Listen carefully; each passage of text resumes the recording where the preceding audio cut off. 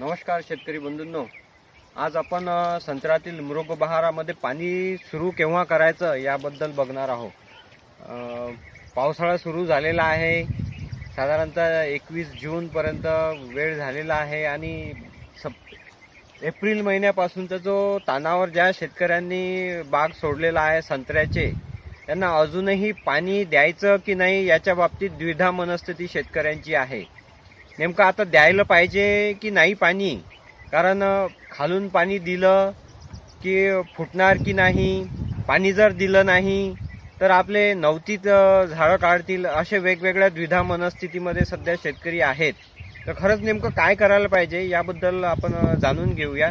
त्याकरता नमस्कार, मी शशांक दाते, उद्यान विद्या तज्ञ, कृषी विज्ञान केंद्र जळगाव जामोद। त्या बाबतीत आपल्याला सर्वांना सांगू इच्छितो की साधारणतः ज्या बागा ताण्यात सोडलेला आहेत मृगबहार घेण्याकरिता, आणि अजूनही पाऊस कुठंच चालू झालेला नाही आहे। तुम्हाला सर्वांना माहितीच आहे, महाराष्ट्रात किंवा संपूर्ण भारतात मान्सून अजूनही सक्रिय झालेला नाही आहे, पाऊस आलेला नाही आहे।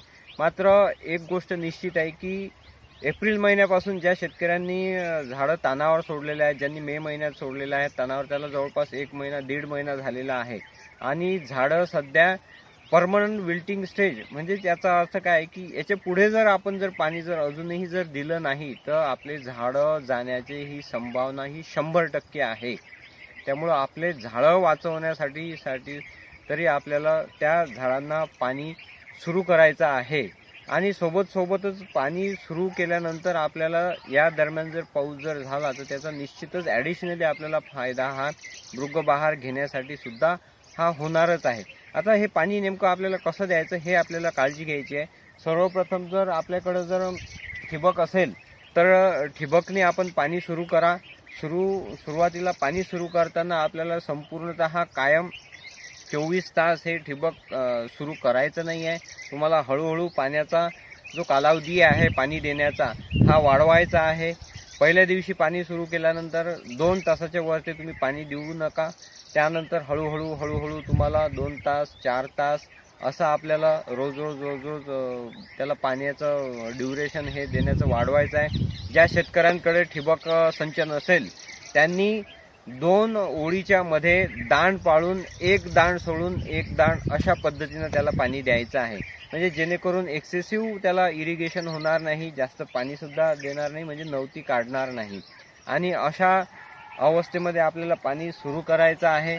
त्यासोबत या दरम्यानच्या कालावधीमध्ये आपल्याला त्या झाडांवर 05234 आणि सूक्ष्म अन्नद्रव्य मायक्रोन्यूट्रिएंटचं आपल्याला त्यावर फवारणी सुद्धा द्यायचं आहे। आता यानं काय होईल की जे काही त्याचे डोळे बनलेले आहेत ते स्ट्रॉंग होतील, नवती आपल्याला काढण्याच्या ऐवजी त्याचे जे फ्रुटिंग स्टेज आहे ते आपल्याला इमर्ज होण्याकरिता मदत होईल।